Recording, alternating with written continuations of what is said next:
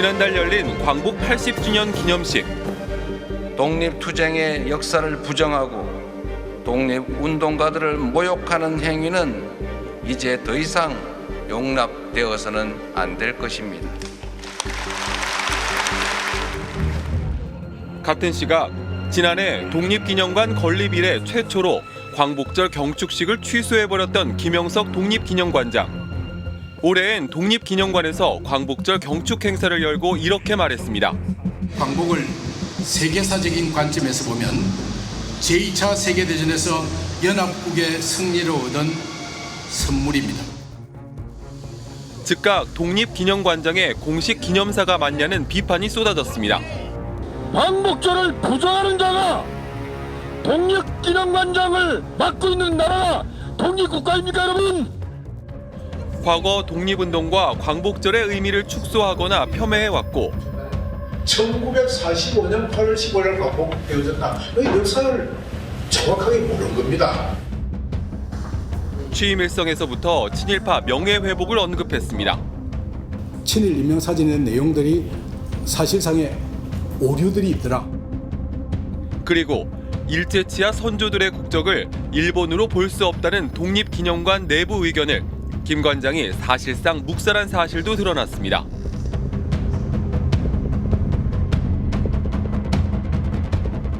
독립기념관은 독립운동의 역사를 보존하기 위해 지난 1987년 8월 15일에 개관했습니다. 그냥 나라 돈으로만 세운 게 아닙니다.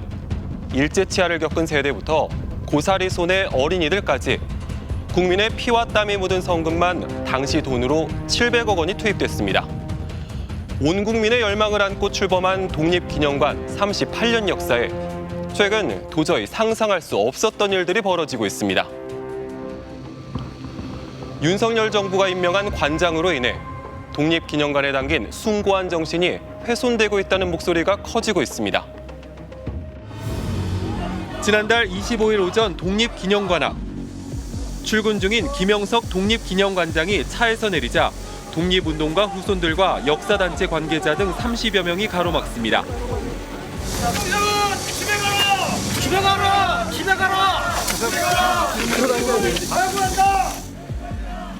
독립운동 폄하 전력으로 자격 논란에 휩싸여 있던 김 관장이 광복 80주년 기념사에서 광복을 연합군의 선물이라고 표현하자 분노가 폭발한 겁니다. 여전히 그 광복은 연합군의 선물이라고 보시나요?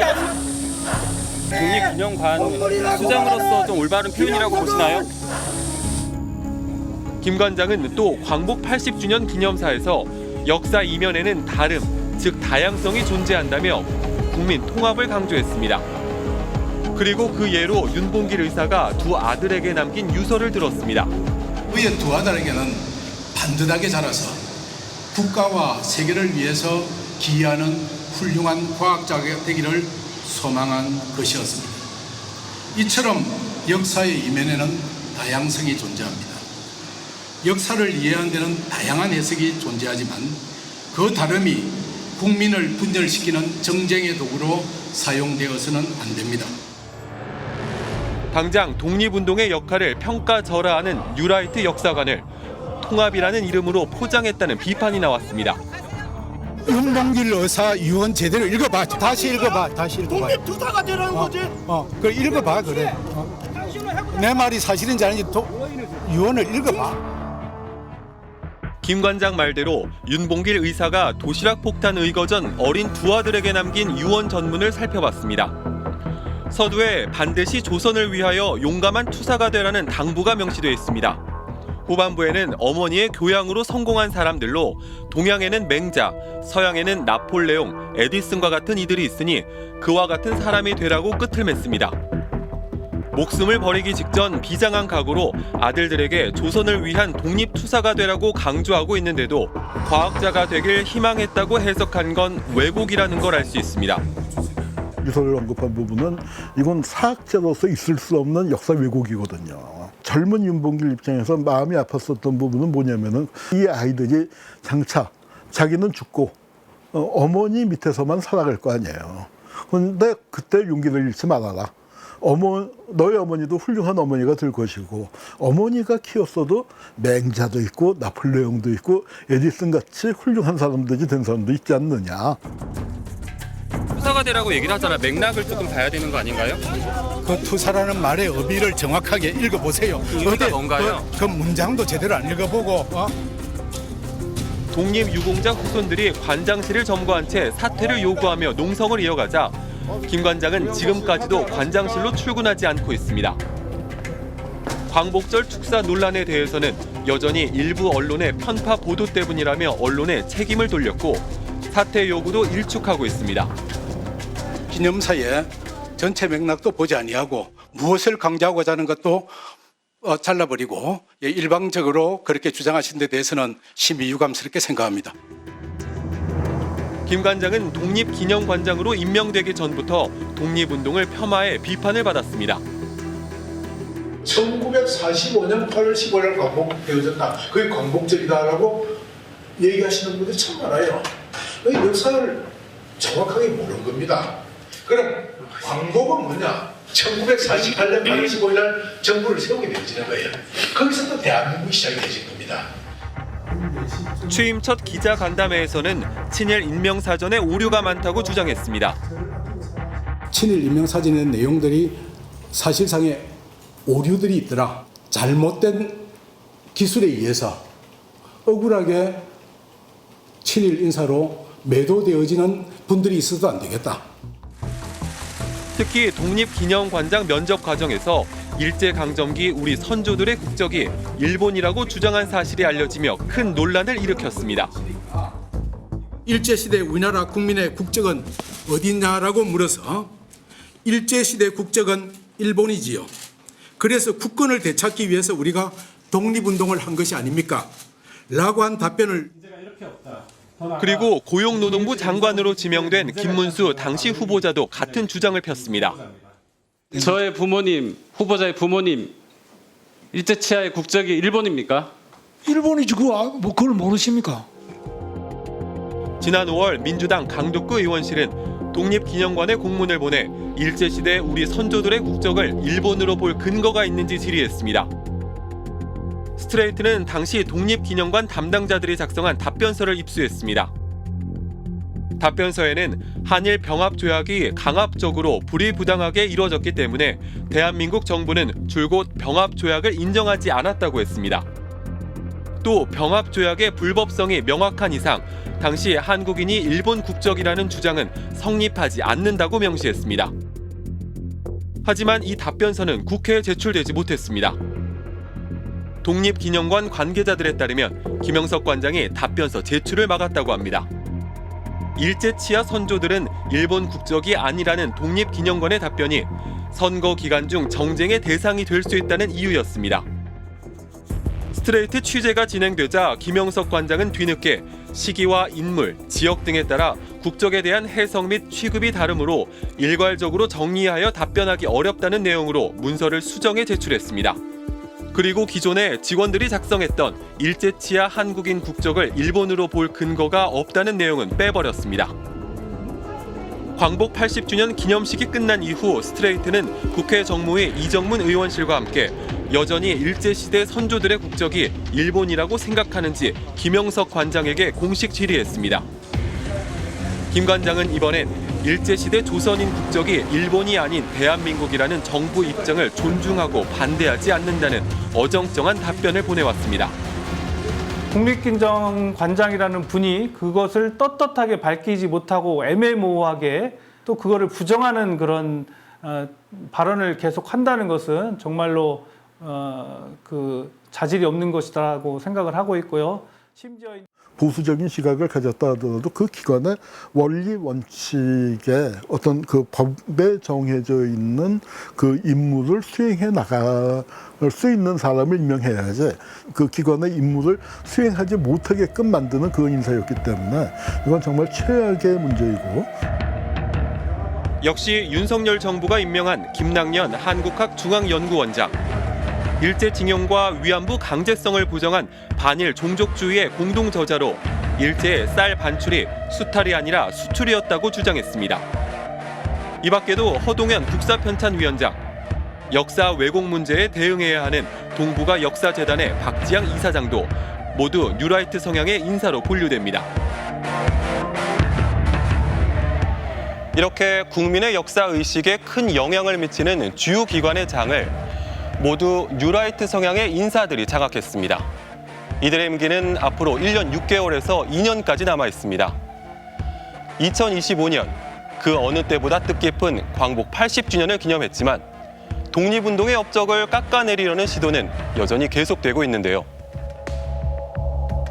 특히 색깔론을 덧씌운 공격 탓에 아직도 적지 않은 독립운동가들이 조국의 독립을 위해 온몸을 던졌던 그 공적을 제대로 인정받지 못하고 있습니다. 조국의 독립을 위해 평생을 헌신하신 홍범도 장군님의 귀환을 모시게 되어 지난 2021년 대한민국 공군 전투기의 호위를 받으며 독립전쟁사에서 최고의 전승을 올렸던 홍범도 장군의 유해가 조국으로 돌아왔습니다. 머나먼 카자흐스탄에서 숨진 지 78년 만의 귀환이었습니다. 하지만 이런 감격도 잠시. 뒤이어 들어선 윤석열 정부에서 홍범도 장군 깎아내리기가 시작됐습니다. 이미 박정희 정부 시절 서원을 받았던 홍 장군의 육군 사관학교 내 흉상을 이전하려는 시도. 북한을 대상으로 해서 전쟁을 억제하고 전시에 이기기 위해서 필요한 인력을 양성하는 곳인데 공산주의 경력이 있는 사람이 있어야 되느냐. 국무총리는 이미 박근혜 정부가 이름 붙인 해군 잠수함 홍범도함의 명칭 변경까지 검토하겠다고 했습니다. 우리의 주적과 전투를 해야 하는 그 군함을 제가 말씀드릴게요. 상징하는 하나의 그 이름이 어떤 기자의 주장에 의하면 말씀을 들어보세요. 않다고 생각합니다. 수정을 검토해야 된다고 생각합니다. 모두 홍범도 장군의 소련 공산당 가입 전력을 문제 삼았습니다. 하지만 1920년대 레닌의 소련은 식민 지배를 받는 민족의 독립운동을 적극적으로 도왔습니다. 홍범도 장군도 당시 소련 입국 조사서에 자신의 직업을 의병으로, 참가 목적은 조국인 고려 독립이라고 적었습니다. 무엇보다 1945년 2차 대전이 끝날 때까지는 소련은 미국과 같은 편으로 독일, 일본에 맞서 싸웠다는 점에서 소련 공산당 가입 사실만으로 홍 장군을 공격하는 건 지나친 색깔론으로 볼 수 있습니다. 홍범도 장군이 활동했던 시절에 소련이라고 하는 것은 레닌이 지배하던 소련입니다. 그 당시 레닌은 피아반 민족, 쉽게 말하면 식민지 해방 투쟁하던 조선인들에 대해서도 많은 조력을 했거든요. 근데 지금 그렇게 생각하지 않고 오히려 지금 논란을 일으키는 자들은 그때 소련과 스탈린 소련을 섞어서 이야기합니다. 윤석열 정부의 몰락과 함께 홍범도 장군에 대한 정부 차원의 폄하 시도는 일단 중단됐습니다. 홍범도 장군의 일대기를 토대로 우리의 독립 전쟁사를 다룬 영화는 이재명 대통령도 함께 관람했습니다. 죽지 마라. 독립을 볼 때까지 절대 죽어서는 안 된다. 문재인 정부 때인 지난 2019년 일제의 간담을 가장 서늘하게 했던 독립운동가 약산 김원봉 선생에 대한 재평가 요구가 커졌습니다. 임시정부는 중국 충칭에서 좌우 합작을 이뤘고 광복군을 창설했습니다. 약산 김원봉 선생이 이끌던 조선의용대가 편입되어 마침내 민족의 독립운동 역량을 집결했습니다. 김국, 김원봉 둘이 합작을 해서 경성에서 암살 작전을 벌인다.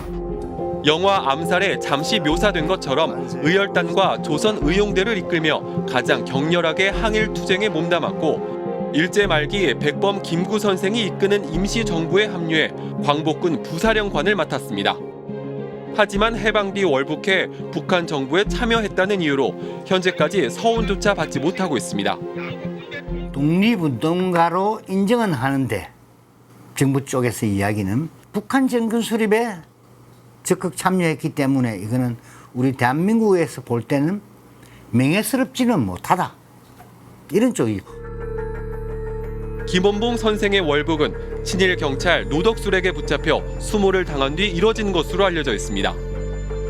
더욱이 북한 권력 주변부에 머물다 결국 김일성에 의해 숙청당한 만큼 김원봉의 치열했던 독립투쟁만큼은 그 자체로 평가해줘야 한다는 주장도 거셉니다. 김원봉이라는 존재를 우리가 제외하고 한국 독립운동사를 쓴다? 그건 어불성설이죠. 독립운동에만 포커스를 맞추는 거죠. 그러니까 45년까지 독립운동을 정말로 줄기차게 해온 사람들, 분단이 될 거라고 생각 못했을 거 아니에요. 1919년 3.1운동 이후 국내 최대 규모의 항일운동이었던 광주학생 독립운동. 이 운동을 주도했던 장제성 선생은 일제치하에서 7년의 옥고를 치렀습니다. 하지만 광복 이후 통일정부 수립을 논의하기 위해 북한 해주에서 열린 인민대표자회의에 참석했다는 이유로 체포돼 광주 형무소에 수감됐습니다. 그리고 6.25 전쟁 중 후퇴하던 경찰에 의해 감옥에 있던 다른 사상범들과 함께 집단 처형됐습니다. 시체를 찾으러 갔었어요. 이제 그때 여름이라 나서 시체가 다 부패가지고 찾지를 못했어요. 그때 무덤이 세 구덩이였는데 몇백 명 되었던 것 같아요. 유족들은 수차례 장제성 선생의 서원을 신청했지만 국가보안법 위반 전력을 이유로 계속 거부됐고 아직까지 독립운동가 대우를 받지 못하고 있습니다. 우리 김구 선생께서 북에 가서 남북 통일 정부를 수립하자는 그런 운동을 하시지 않습니까? 그런 시점에 장제성 어르신도 북에 가서 남북 통일운동, 통일정부를 수립해야 한다는 그런 흐름에 같이 서셨던 것 같고요. 여전히 남북 분단 상황인 만큼 북한과 관련된 행적이 있는데 무조건 독립운동 서원을 줄 순 없지 않느냐는 주장에도 분명 설득력이 있습니다. 하지만 김일성 정권 핵심에 있었거나 남침 전쟁에 역할을 한 경우가 아니라면 독립운동 업적을 예우할 수 있도록 더 완화된 기준이 필요하다는 목소리에도 진지하게 귀를 기울여야 할 때입니다. 독립운동이라고 하는 것은 일제강점기에 일본 제국주의로부터 해방되기 위한 모든 활동이 목표이고 그 목표만 같으면 수단이 무엇이든 그 수단이 민족주의건 사회주의건 공산주의건 아나키스트건 수단과 관계없이 목적이 같으면 독립유공자로 예우해야 되는 것이 당연하고 전 세계도 다 그렇게 예우하고 있습니다.